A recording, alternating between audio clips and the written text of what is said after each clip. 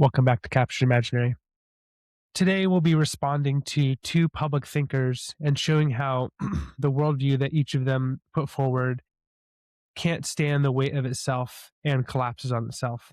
And these two thinkers are Alex O'Connor and Sean Carroll. Now, I don't know a lot about Sean Carroll, but Alex O'Connor is actually somebody who I have watched a lot over the years, and he goes by the YouTube handle Cosmic Skeptic, and he's from the UK, and he originally started out as an atheist, and over the last few years, as I've watched him, he's shifted uh, to a somewhat more agnostic position, and uh, he probably would call himself an emotivist or a panpsychist. And those are two terms that I'll later define in this episode. But what we're going to be doing today is just looking at a short interview between Alex and Sean, Sean Carroll, and just showing how the explanation they give for why the world is the way it is, it's not strong enough to bear the weight of the worldview that each of the thinkers puts forward. And so I'll first start by introducing each of them. And so the first is Alex O'Connor, and Alex is very popular online. This is his YouTube channel, and again, he goes by the name Cosmic Skeptic. You can see he has 2 million followers, and I believe he's 27 or 28.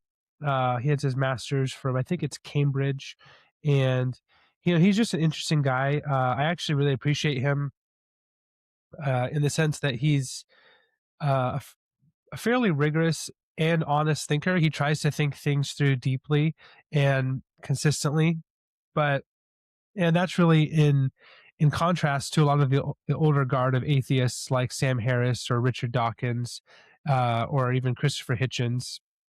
Uh, Alex seems to be, in my view, he thinks through the atheistic, naturalistic position to a deeper level, where a Sam Harris or a Richard Dawkins, they usually don't, they usually fail to penetrate to the depth of their own worldview and really start to get at um, you know the problems that underlie their worldview. Alex seems to be, from what I've seen, he goes deeper than they do, but we're going to see in this interview that he still fails to go far enough, and he still fails to address the very bottom level of his worldview, and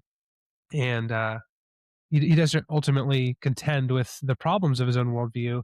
He just shifts the problems, and I'll explain more in the future. And then the second thinker is Sean Carroll, and I'll show you a little bit about him. So Sean Carroll is, um, you can see here about him. He is the Homewood Professor of Natural Philosophy at Johns Hopkins, and he's also he says he is also fractal faculty at the Santa Fe Institute. I'm not sure what that means. And he lives in Baltimore with his wife, Jenny Quillette, and he has 2 cats. And Sean Carroll, by his own admission, he's interested in how the world works at the deepest levels, which leads him to do research in physics and philosophy. And we're going to see, as we assess these two thinkers and what they're saying, that it's really at the deepest level that each of their philosophical worldviews fails to cohere. And at the deepest level is where what they have to offer, it can't reach.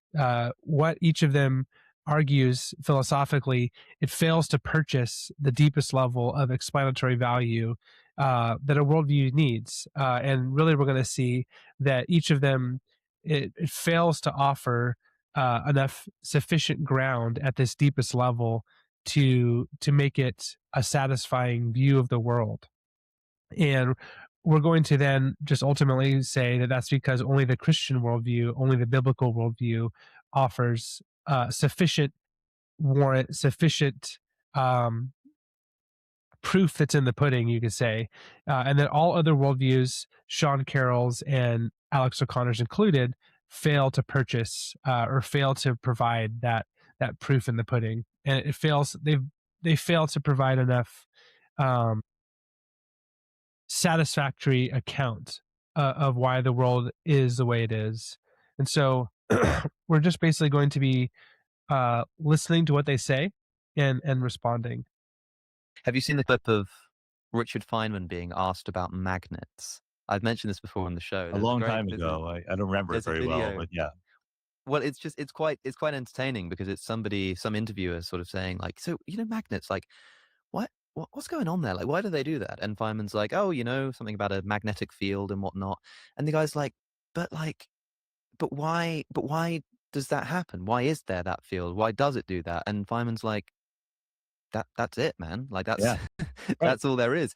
And it's So Alex, very very charismatically opens up a discussion between a scientist by the name of Feynman and some sort of layperson. And the layperson asks Feynman the question, why do magnets attract towards one another? And Feynman offers a deeper level reason of, well, there's a magnetic field that is the explanation for why magnets do what they do. So what you see is you have a certain surface level phenomena up here, and then the layperson's asking, well, why is this surface level phenomena what it is? What undergirds or explains that? And then Feynman, the scientist, who I would presume is a materialist or a naturalist, which I'll define in a moment, he gives a deeper level reason for why this the magnets do what they do because, which is a deeper level reason why, of magnetic fields. And he offers some, I'm assuming, eloquent, scientifically robust answer for why magnets do what they do. But then the layperson very astutely asks the question, which we always should ask, is, but why do magnetic fields do what they do? Or, but why is that the case?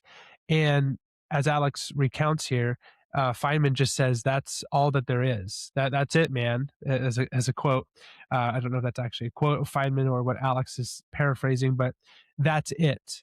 Um, Basically, the raw facts of science and physics and electromagnetism, that's all there is. All the way down, the only explanation is what science can offer, and um, there's no other deeper explanation but that science is what science is. Um, and just to kind of point forward to where I'm going to take us in this episode, the Christian would say that the ultimate reason for why science and the physical world does what it does is because of God. And so only in God is the foundation for science. And just as God, or as God would say, I am that I am.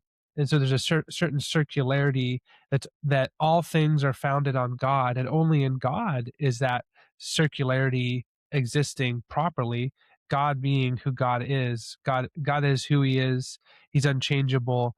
God says, I am that I am. Only in God is this circularity allowable, where he is the fount of all reality and of all of existence. Well, the atheist would or the materialist, the naturalist, they would remove God from the picture and they would just leave science itself, the physical world at itself.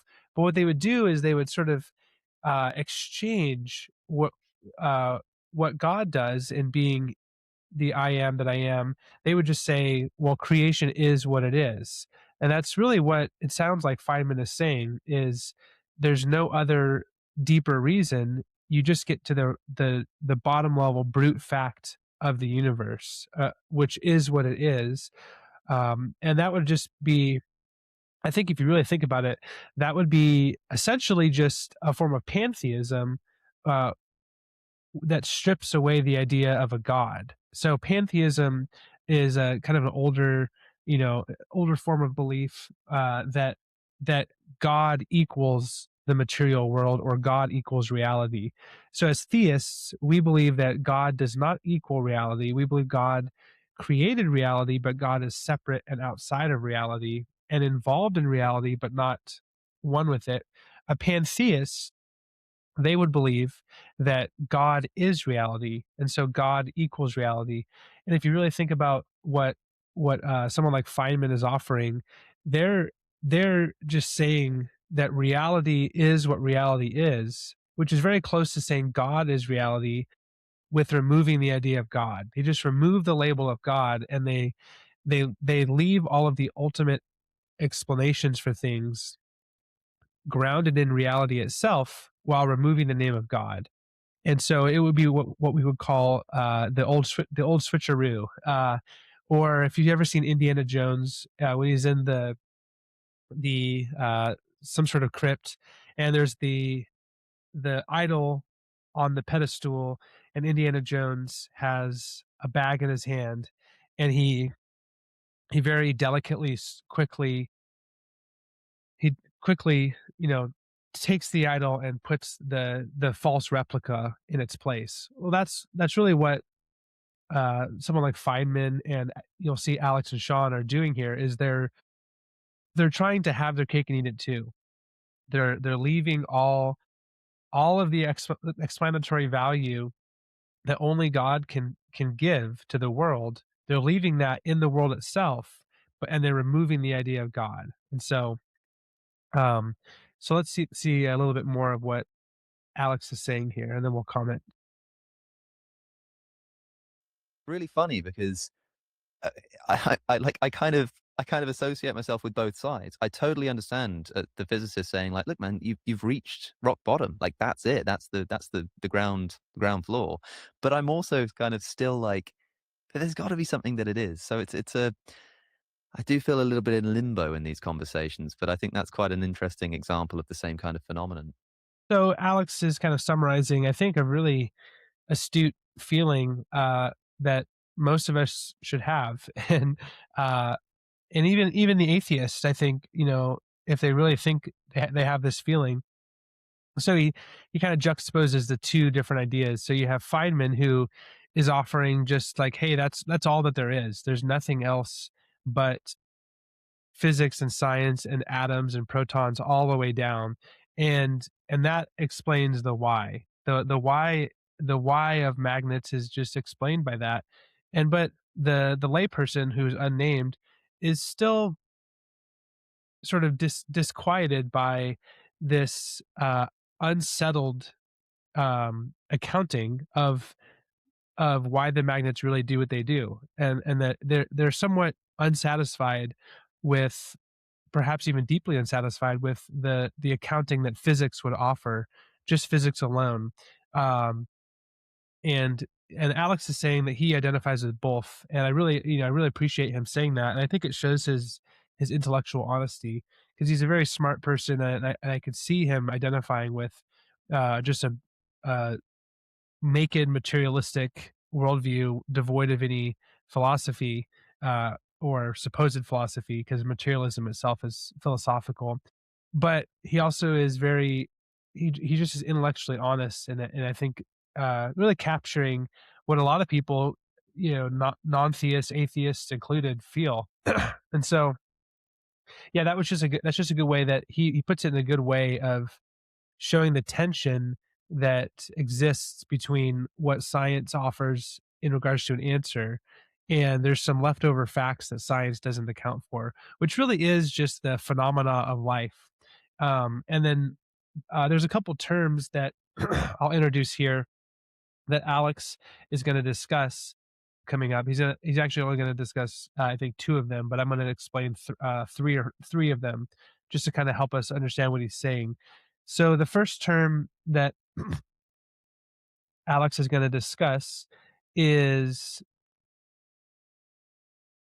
I don't know if it's the first one, but he discusses what's called physicalism. So physicalism is the thesis that everything is physical. And the thesis is usually intended as a metaphysical thesis, so something that explains the nature of things. It's parallel to the thesis given to the ancient Greek philosopher Thales that everything is water, or the idealism of Berkeley that everything is mental. The general idea is that the nature of the actual world, the universe, and everything in it, including our human experience, it conforms to a certain condition, and that condition is physical. And here's an important caveat. Of course, physicalists don't deny that the world might contain many items that at first glance don't seem physical, such as biological things, psychological, moral, social, mathematical. But a physicalist insists that at the end of the day, these items are physical. So basically, a physicalist would they would take really so this is an overarching view of the entire world of all of reality, physicalism. And it's actually a newer or a different term for another term which is very similar, probably even identical, which is materialism. So materialism, a lot of times when people say you're materialistic, they think that you have a penchant for buying French handbags, but that's not what philosophers generally mean by materialism. And so materialism is the idea of physicalism, that everything is material, as in everything is of the tangible sort. It's of whatever can be reduced down to physical, and that really reduces all the way down to subatomic particles. And so really, Alex and Sean are going to discuss, and Sean in particular holds to a physicalist worldview where everything, human experience included, is physical. There's nothing else ultimately left over than just physicalism, and it's all just everything. Different experiences are all just different variations and ratios and situations of physical matter uh, presenting itself. And so another term that we should look at is, which it kind of underlies physicalism, is the idea of naturalism. So naturalism is basically, it's a philosophical term that it looks like it says it's aimed to ally philosophy more closely with science.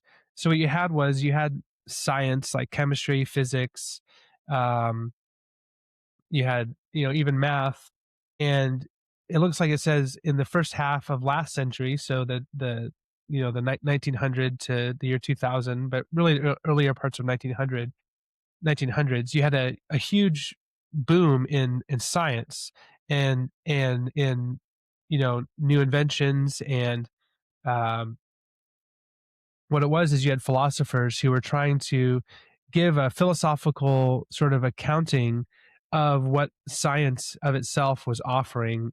uh, so you had basically just the raw science, and then you had people thinking through what this meant for a worldview. And naturalism was what was offered.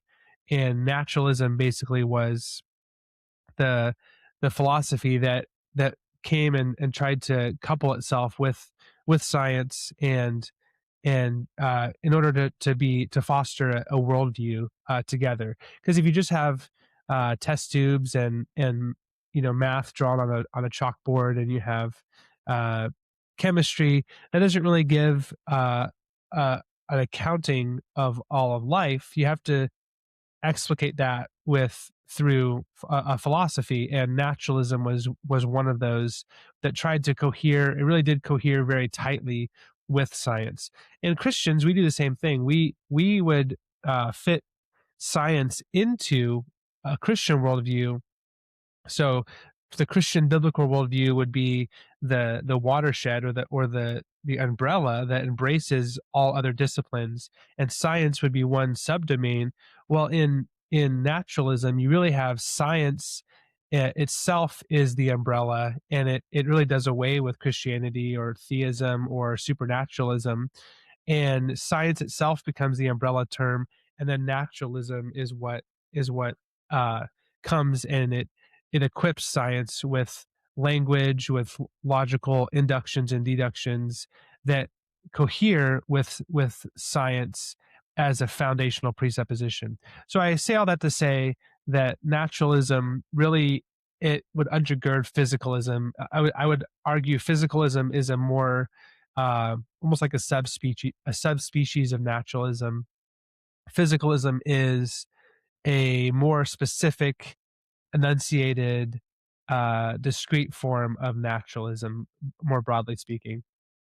And then the final term that is important to discuss that Alex brings up is panpsychism. So panpsychism is the idea, the view that mentality is fundamental and ubiquitous in the natural world.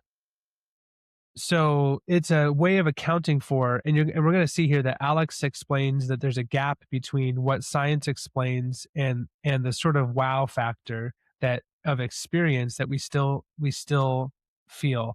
And Alex says the taste of Coca-Cola, the view of rocks tumbling off of a cliff, the redness of red. He lists those three things, and he says that those things are really poorly accounted for on from just physicalism alone. And what Alex offers is panpsychism as the sort of missing ingredient that gives more satisfactory explanation. So panpsychism. It comes from the prefix pan, and then psychism, psych, which would be like psyche or soul, suke, and panpsychism is the view that mentality is fundamental and ubiquitous in the world. The view has a long history in philosophical traditions of both East and West. For its proponents, panpsychism offers an attractive middle way between physicalism on the one hand and dualism on the other.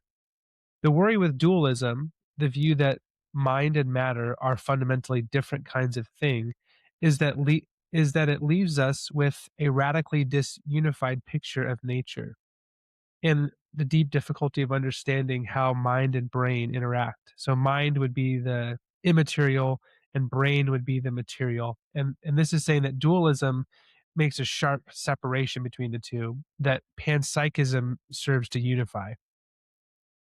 And physicalism offers a simple and unified vision of the world, but it's at the cost of being unable to give satisfactory accounts of the emergence of human and animal consciousness. So that's an important truth there, is that physicalism, it fails to satisfy in giving an account of more than just the raw facts. There's certain amazing things like getting married,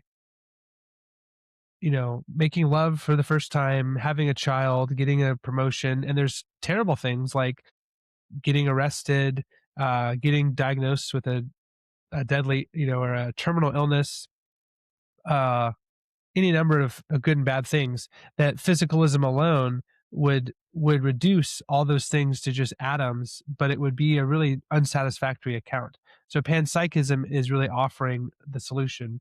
And we're going to see that panpsychism actually itself fails to still account for for a final solution. So let's just continue to listen to what he says. Of course, that self-same Philip Goff that I've just mentioned uses this as a route to say that, well, the isness of the universe is consciousness, because there's only one thing that we sort of know for what it is in itself. There's one thing that we experience like directly, and that is experience itself. We know what experience is, and we've got this big gap in the bottom of physics that we don't know what it is. We only know what it does. So maybe we can just plug up that gap with consciousness. I know you're not a panpsychist. So he said it clearly there, is there's a big gap at the bottom of physics and science where we don't know what it is. We only know what it does.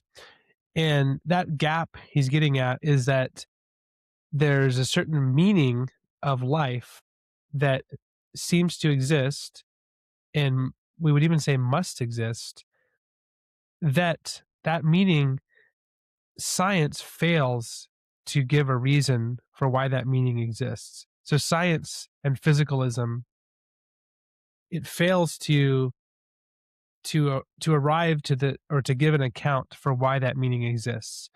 And so then he basically turns his attention to Sean here, and let's see what Sean says. Presumably you believe in consciousness. I know some people don't. I've heard you talk about consciousness in a way that I'd be surprised if you took the sort of illusion route, or or something that says that it literally doesn't exist. And yet you're a physicalist. You think that there is this sort of field of stuff, of physical matter, even if we don't quite know what that is, that somehow bumps together in the right kind of way and then gives rise to something that isn't just like, a rock crumbling off a cliff or something, but is experience, famously, the redness of red, the taste of Coca-Cola, the sound of children's laughter, whatever it is. What is going on there in your view? What is giving rise, whatever it is? What is going on there in your view? What is giving rise to this sui generis, to use the same term that you did, thing in the universe called experience? Okay. So before we listen, here's Sean, one last summary. So yeah, Alex, he really narrows down to there's the redness of red, the taste of Coca-Cola, the view of rocks tumbling off a cliff. And he says that there's this just he labels it as experience. And I would probably modify that into uh not just experience, but really it's just meaning.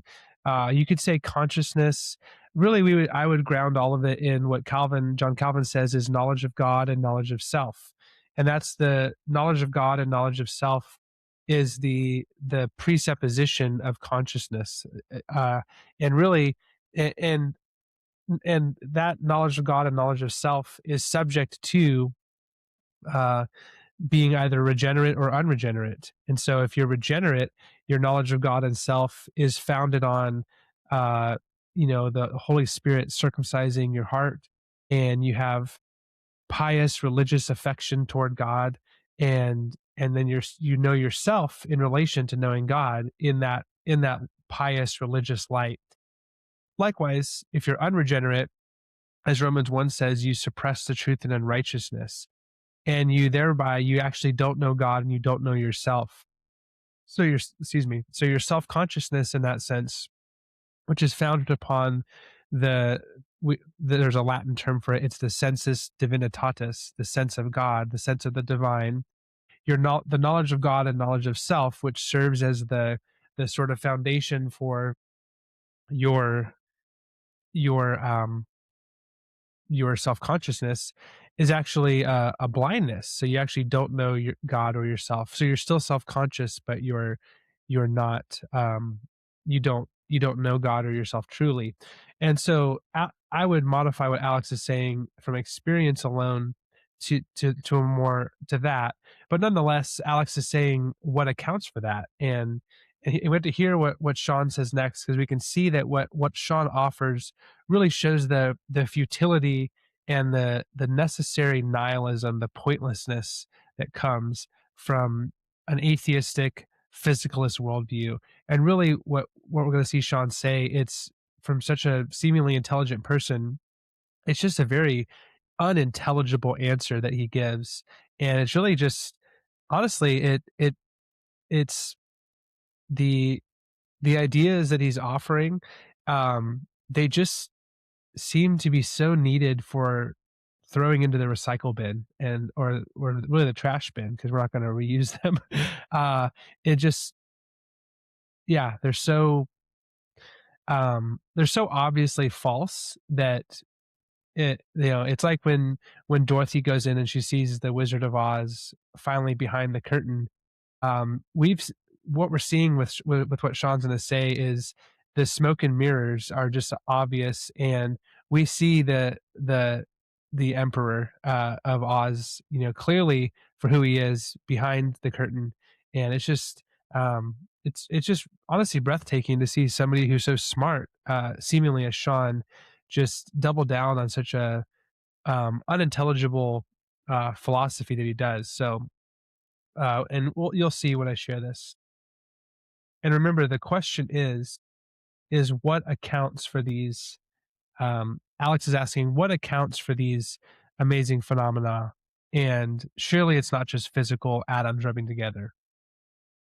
I don't think it's any different than tables and chairs. I think that experiences and conscious awareness of things is a set of vocabulary words that we use to describe collective behavior of particles and forces in the universe under the right circumstances. I can say that the table has a certain height, that it has a certain tensile strength, things like that. In the same way, I can say that this particular person is having an experience of seeing the redness of red. I literally see no gap there at all. This Okay, so I'm going to reread to you what Sean just said. So Alex, again, struggles with the idea, or seems to struggle, that physicalism explains for the redness of red, the taste of Coca Cola, the sound of children's laughter. I think I may have added that.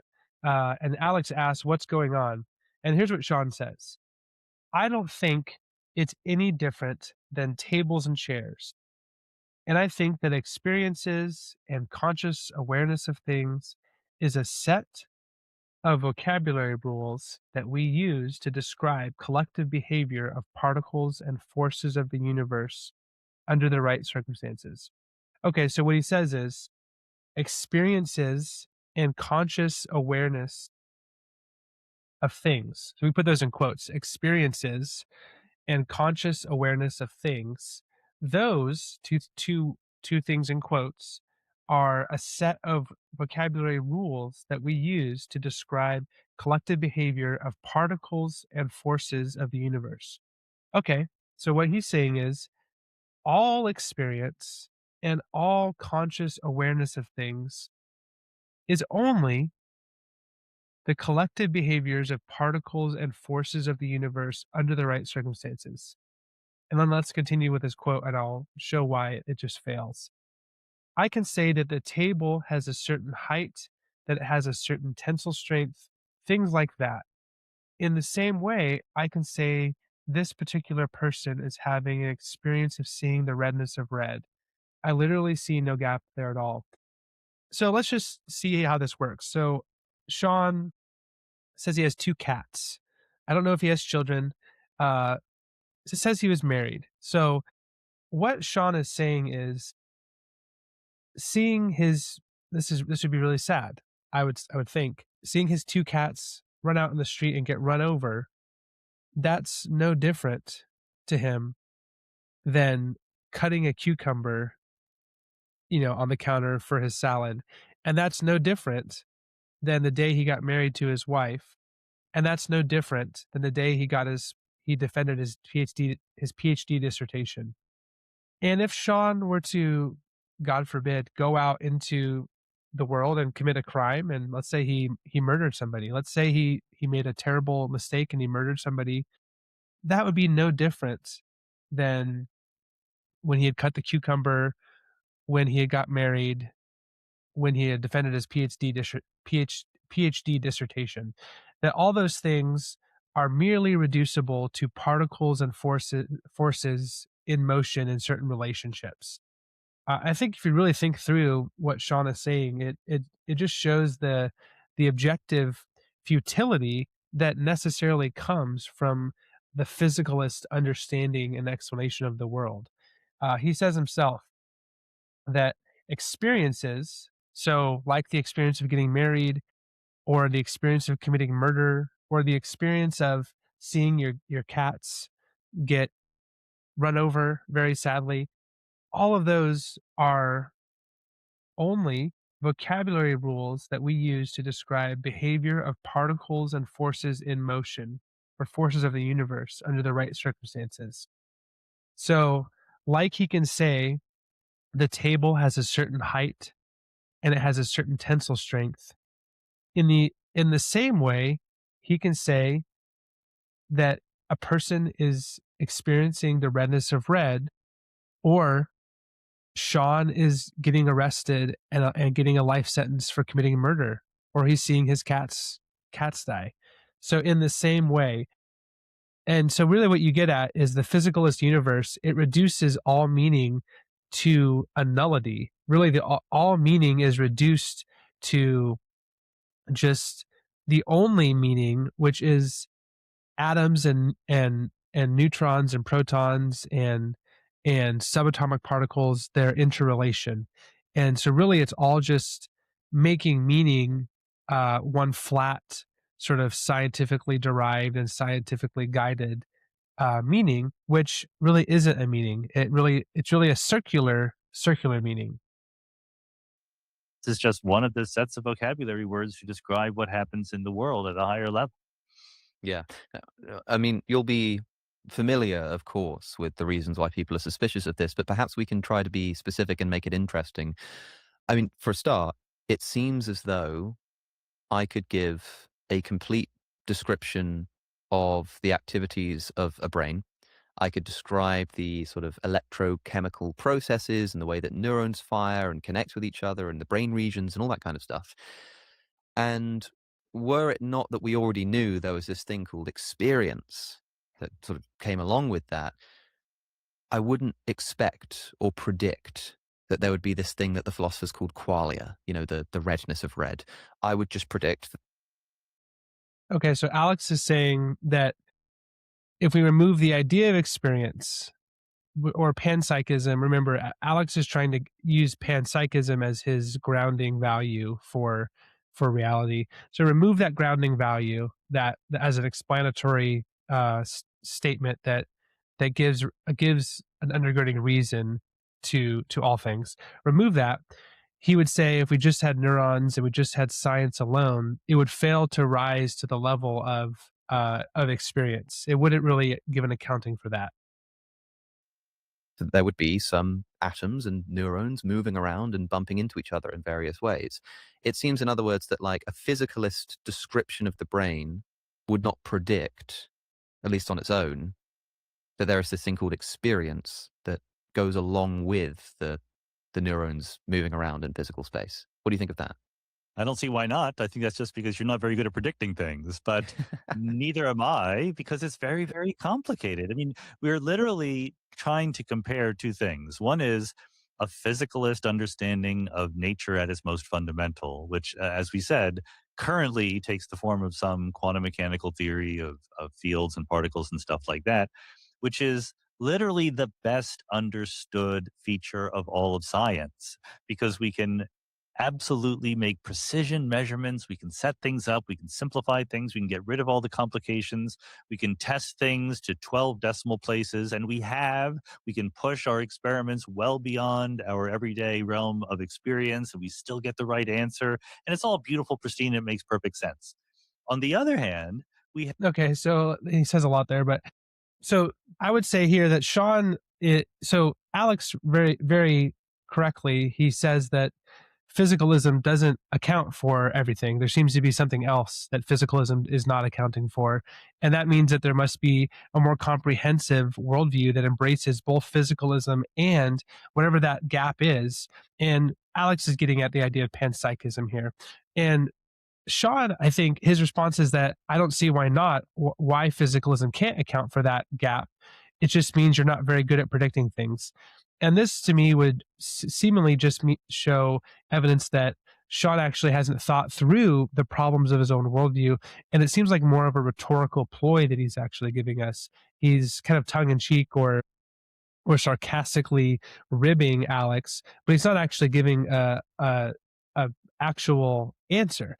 And then what Sean does is, if we really listen to what he says, is he offers very eloquent uh, explanation of the precision of science and how you can count things to the 12th decimal place, and really touting the resume of science.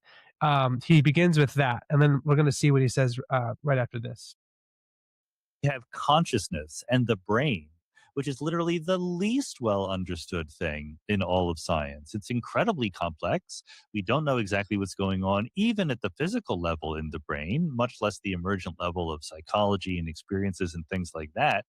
And you're saying, well, I am a little bit unsure how to connect one to the other.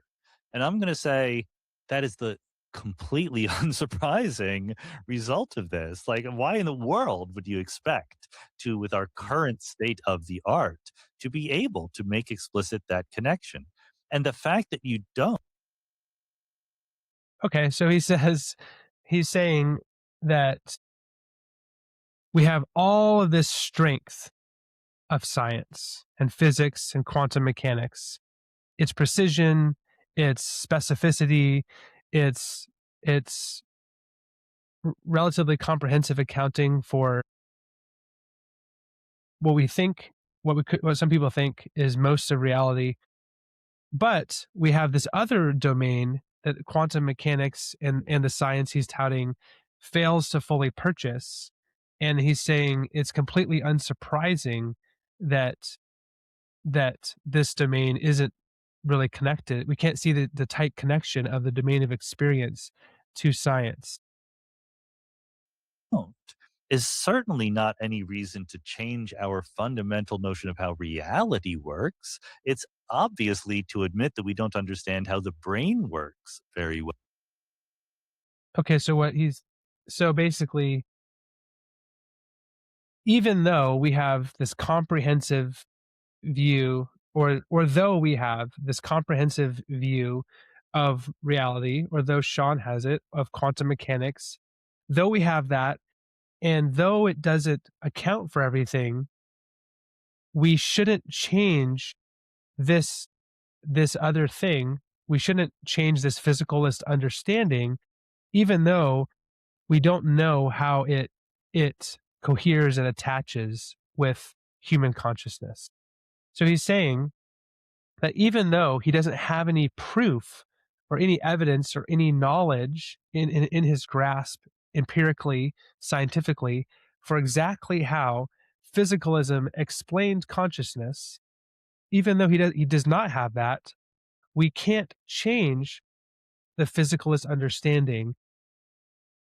We can't question it. We have to basically have faith and obedience to that.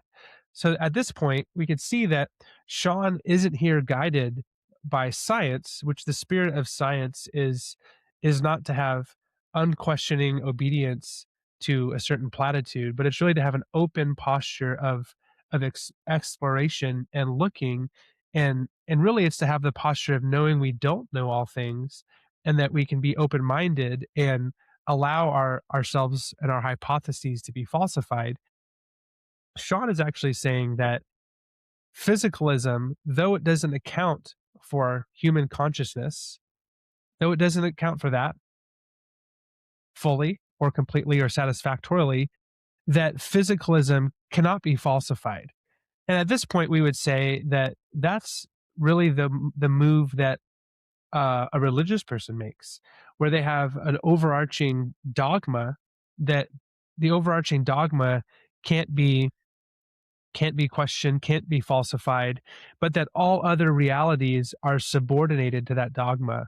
And so we can see here that Sean is actually not engaging in a scientific endeavor. He's actually not really a scientist here. He's not, because a scientist is somebody who their only dogma is that they don't know everything, and that they believe that they can always learn more and discover more. So discovery is the heart of science. Sean is really not a scientist here. It sounds more like he's uh, a priest of naturalism, a priest of physicalism, clothed in the pseudo garments of a scientist, and he's using the language of science, but really in service of his god, which is physicalism, his unquestionable deity, which is physicalism. And the mere fact that Sean is saying that physicalism, though it can't account for everything, though it hasn't yet offered um, a comprehensive view of all things, least of which human understanding and human consciousness, physicalism can't be questioned, and physicalism as a presupposition can't be modified. And really, it's the posture of somebody who has arrived and who thinks they know everything that he's offering us. Well, I use the analogy, it's like saying, I can't find my car keys. I should buy a new car.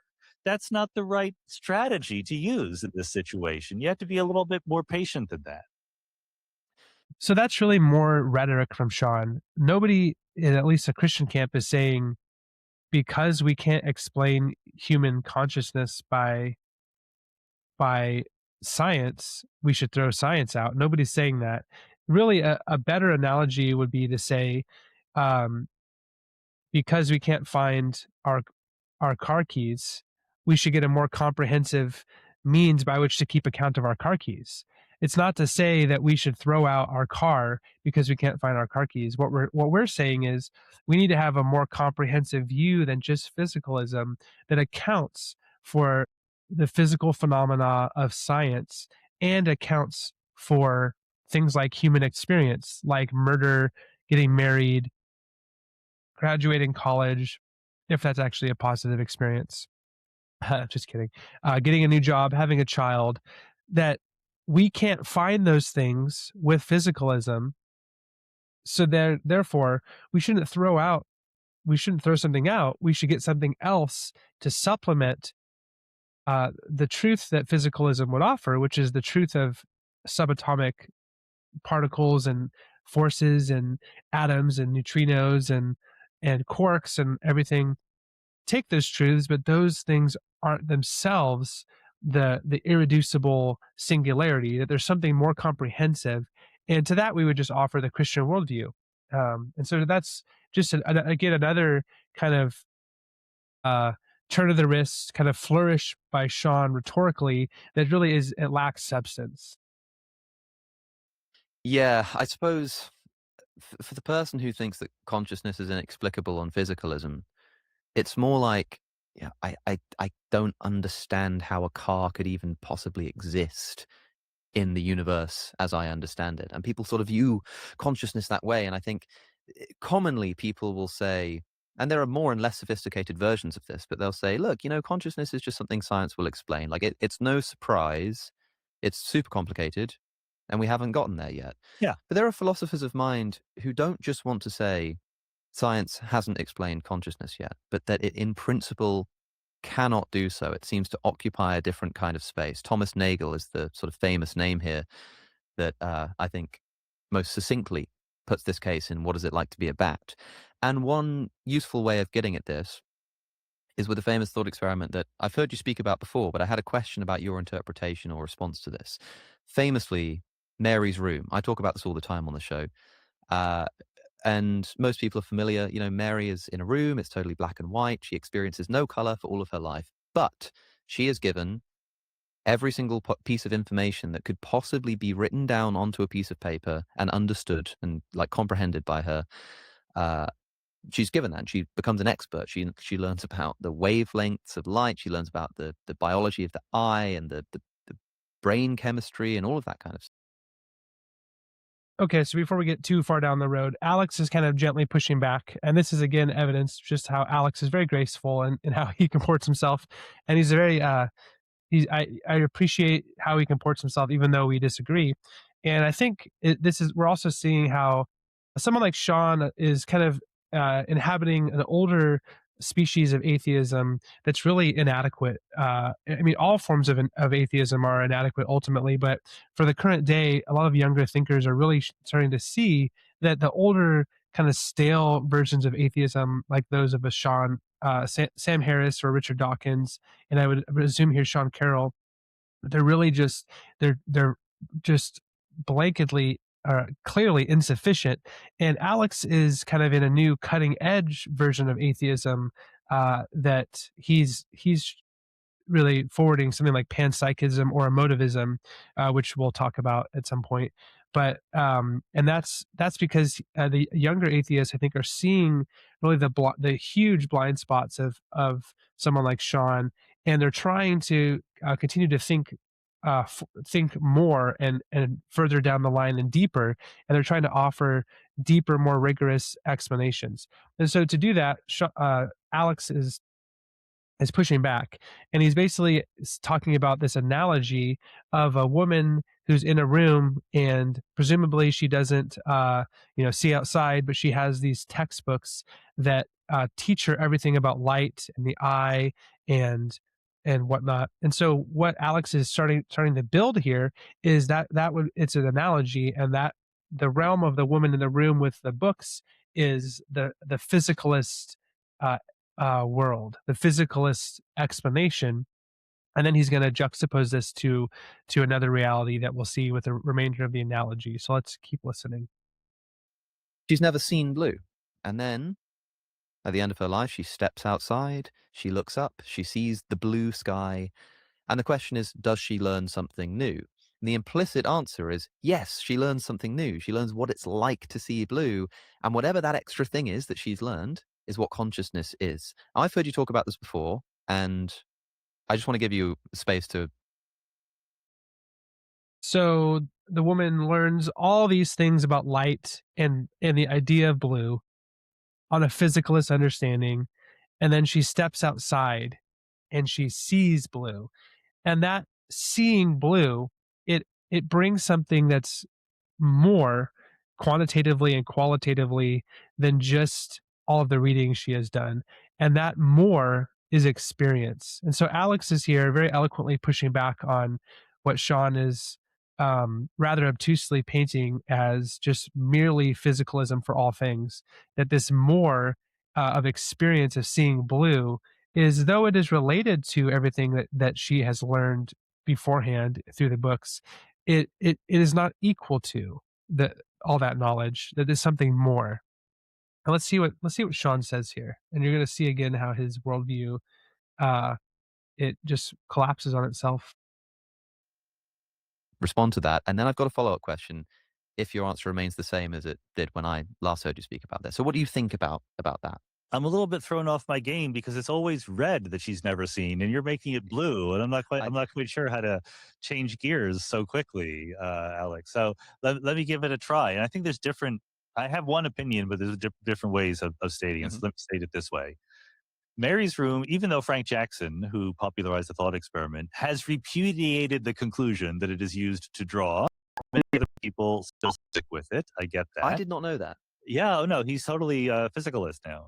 Wow, really? Do you know why? Like, was there like Because a it's a bad argument. I can explain why I think it's a bad argument. I cannot yeah, promise I sure, can sure. explain why he changed his mind Okay. about it. But look, it's supposed to be refutation or repudiation. I was mixing up those two words together of physicalism.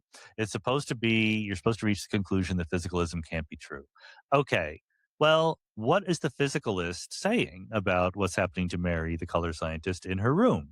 He's saying that when she's in her room and everything is black and white and she's reading all the books on color theory and getting all of these pieces of information, she's learning things. And what that means to the physicalist is there are certain connections between certain neurons in her brain that are firing and strengthening so that when you ask her questions, she can answer them. Physicalist, reductionist account of what it means to be learning those things. Then she steps outside. Blue light wavelength photons impinge on her retina for the first time, and she sees the color blue. What happens to the physicalist? Different neurons fire in her brain, and different synapses are strengthened. No one disagrees with that. And now she says, "Oh, now I know what it's like to see and experience the color blue."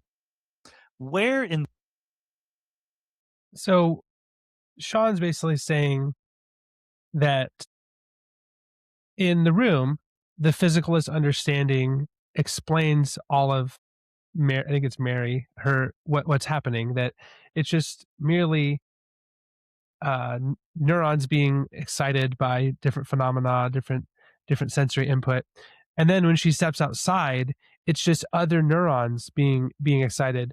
So in this part, you can see that Sean is basically saying that a physicalist understanding accounts for both Mary's experience in the room and outside of the room. But Sean is really forgetting or failing to think through what Alex is really asking, in that there seems to be something experientially that is of such a greater magnitude of quality than just what the physicalist can offer. And so Sean here is actually just kind of stubbornly digging his heels in and saying that no, the grand experience of actually seeing blue or seeing red, it's still nonetheless just the same flat experience as she had beforehand in the room. And to this, we would just say that Sean is just regurgitating what he said previously, where all human experiences are just reducible. And he even says it's reductionistic. All human experiences are just merely reducible to the blind movement of particles. And and really what Sean is failing to engage with here is the unsatisfactoriness of that account. He's just merely restating his opinion here, and he's kind of clothing it in a rhetorical, sarcasm in how he talks. But he's just there's really no substance in what he's saying. He's actually not really rigorously engaging with what Alex is saying. That there's a lack of sufficiency in the physicalist accounting for. He's him merely saying that physicalism explains the Mary's experience in the room and outside of the room. That's just him saying his opinion again. He's not really digging down deeper into the lack of sufficiency that physicalism itself offers. In the world, is there any problem with that? Like, where is the refutation of physicalism? The physicalist explains this with 100% fidelity. There's nothing missing. I think the issue is quite specific. At least the issue that I think is interesting, which is that yeah, we're indebted to Galileo for telling us that maths is the language of the universe, and the scientist wants to it sort of wants to say that everything which it's possible to scientifically explain is something that you could, in principle, formulate in the language of mathematics. I don't know if you agree with that, but that's sort of the tradition that we inherit from Galileo, right? Is this idea that anything which is scientifically true can be mathematized. And if something can be mathematized and explained or described in a mathematical formula with letters and numbers, then in principle, everything that there is to know could be written down onto a piece of paper. Now, I understand that, like, when Mary exits the room and there are like different neurons that fire in her brain and that gives rise to the experience, that's fine. But if there is any kind of knowledge that she gains, anything that you could class as knowledge, and if the scientist, to use the sort of religious buzzword, believes that anything which can be known can be described in the language of mathematics, it would imply that the very knowledge that she has of that experience of blue could, in principle, have been written down onto a piece of paper, such that when she read and understood that thing on that piece of paper, she got that knowledge. So Alex's pushback here is really, really great, honestly. So if Sean can reduce everything to physicalism, then the experience of physicalism outside of the home can easily be reduced to the sort of premise of physicalism itself, which is that everything can be ascertained by merely the physical phenomena. So Alex is saying, why can't that physical phenomena and their interrelationship, which is apprehended outside of the house, why can't that be sort of distilled and brought into inside of the house so Mary has a sufficient experience of blue? And because it seems like on that analogy that can't happen, that can't be the case, therefore physicalism it fails. So that's kind of what Alex is saying. That she gets when she walks out. She could get that just from reading something that's written down. So, like, the problem for me is specifically the fact that it's not so much about physicalism, but more about scientific description. The idea that one day science will be able to explain or describe consciousness implies to me, and maybe I'm wrong about this, that science will one day be able to take that knowledge that Mary gains when she steps outside of the room and write it down onto a piece of paper, such that just by reading that thing on the piece of paper, you would get the same knowledge. I don't think that's possible. And so my That's great. So, and I would agree with Alex that there are certain things that are that science does not explain. So, if we have reality, if reality is a circle or a sphere, let's just say it's a circle. Reality is a circle. Science can explain a lot of that circle. It occupies part of that circle, but there is a sizable part of that circle. We could perhaps even say a majority of that circle. It's hard to really quantify that science does not explain. So there's a substantial part of reality of of of what is that science and physicalism does not explain. And Alex is saying that if we could just reduce all of that unexplainable part to the physicalist understanding, then that would solve it. But it seems to be that there's that it doesn't really, there's something that doesn't click there, that where Sean seems to think that it does click, but I think that's because he has failed to think through the true sadness of his own, even his own personal life. If he really believes what he believes, then it kind of would be very, very sad. Um, so the fact that he doesn't actually live like a physicalist shows that he doesn't actually believe physicalism is true. He's really just saying that it's true. And so Alex here is saying that he doesn't believe that science approximates the whole. It approximates part, but not the whole. And then that what's left over is what Alex would call experience. We would ground that in experience underneath God, underneath the Christian God, and the Christian God's knowledge of Himself and all things. That's actually the governing principle of all of reality.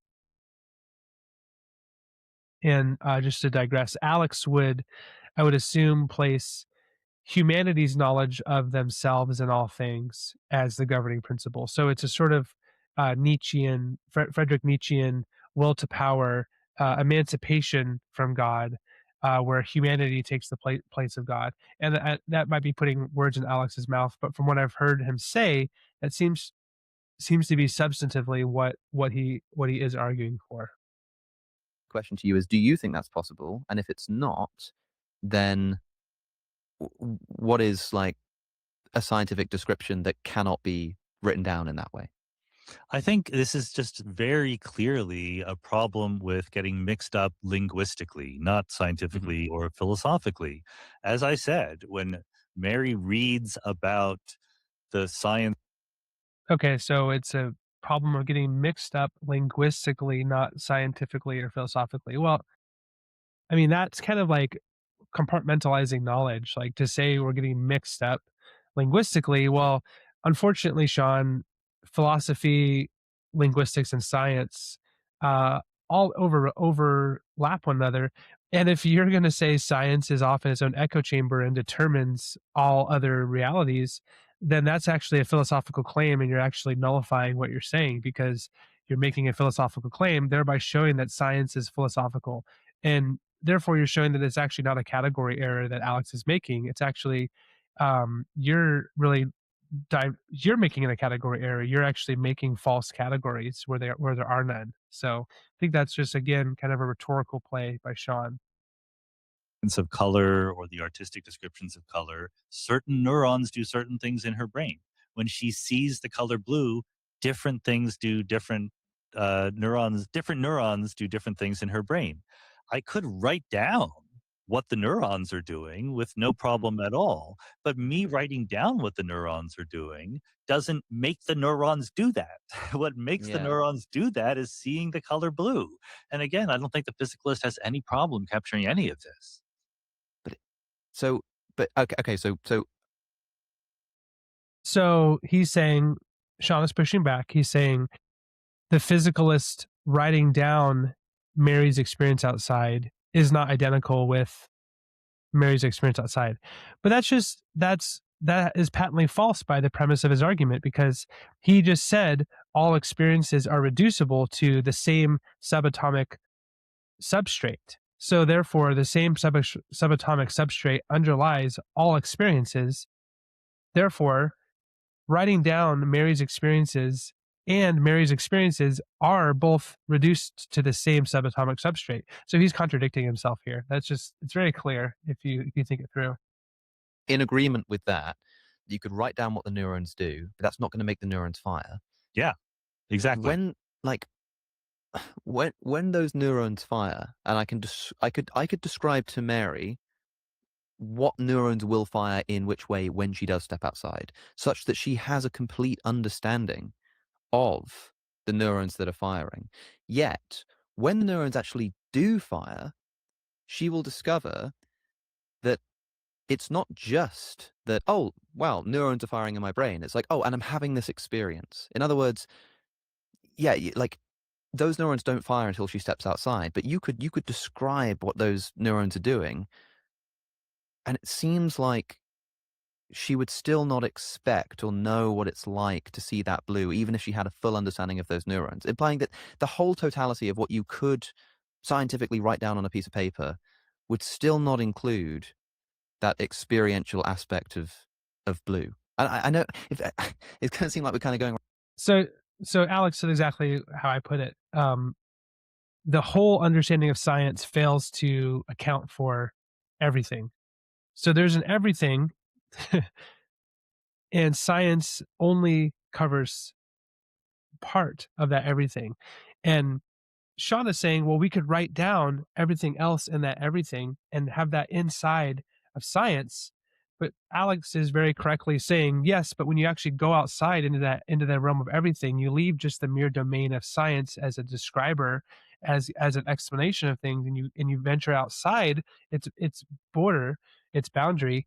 You yes, you may have it written down what it was, but that does not equal what it actually is. And Sean is he's just kind of flattening it here. He's just flattening what the actual nuance that Alex is thinking in. And I think here it's showing that yeah, Sean is not really engaging at the caliber needed to actually wrestle through what Alex is saying.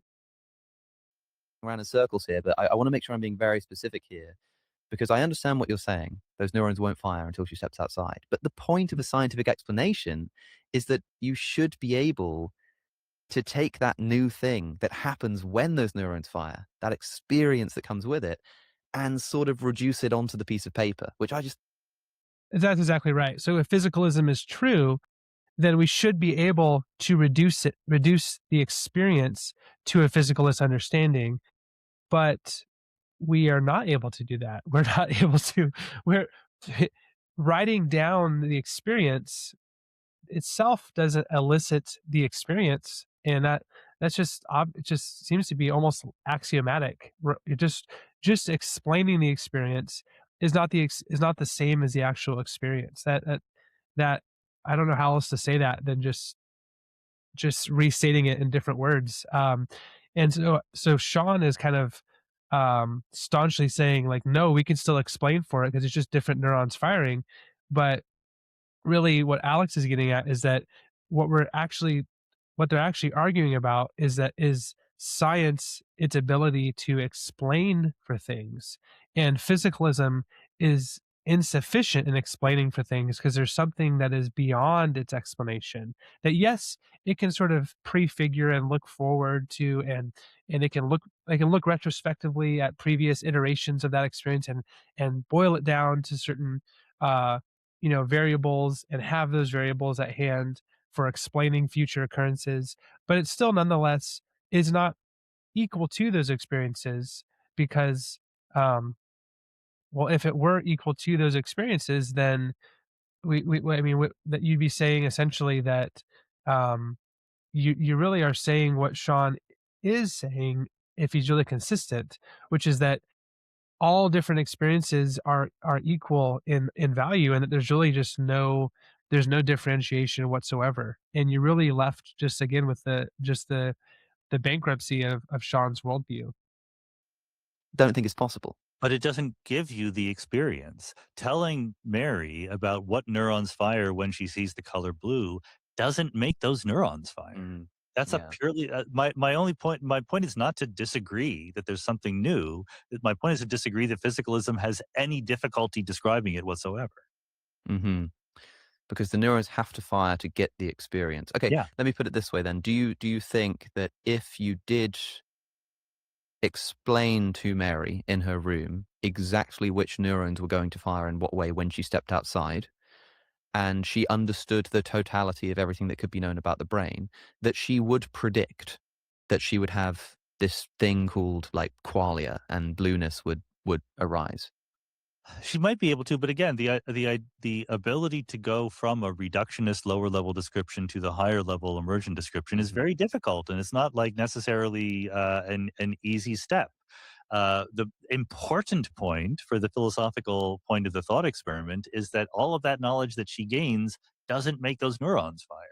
So you're Hmm. using a linguistic construction to say she learned something new, even though she knew all the facts. But that's an incorrect linguistic construction to the physicalist. The physicalist wants to know which neurons are firing. It's a different set, so it's a different thing happening, no problems. Right. So basically, it seems that at the end of the discussion, it seems that Sean was basically just touting his own worldview and not he was failing to think a level deeper. And we would say, we would not say panpsychism is the ground of all reality. We wouldn't say human experience is the reason human experience exists. We would say that God's knowledge of himself and of all things in relation to himself is the ground of human experience. And but I think you could see as we think through different worldviews that are antithetical to the Christian worldview, really you can see the importance apologetically, not in just trying to from the get go put forward the Christian worldview sort of blindly. Really, you need to go on enemy soil and look at what the enemy has constructed, or what the person that is against Christianity has constructed, and you need to look at their own worldview and how it refutes itself, so that you can then deconstruct their worldview and show how it sort of nullifies and neuters itself, and only then can bring in the Christian worldview, which is more comprehensive and which explains for all the facts. And as we look at what Sean and what Alex had been were talking about, really it was a matter of accounting for all the facts of reality, and we're going to see that though Alex offers panpsychism as a more comprehensive explanation of all reality, that itself is equally as self-funding and self-nullifying as Sean's worldview. So where Sean offers physicalism as explaining all things, subatomic particles, and he sort of uses the hand waving of linguistic tools that are category errors. He sort of smooths all that over with a flourish of that it's just linguistic vocabulary, but he doesn't actually engage substantively.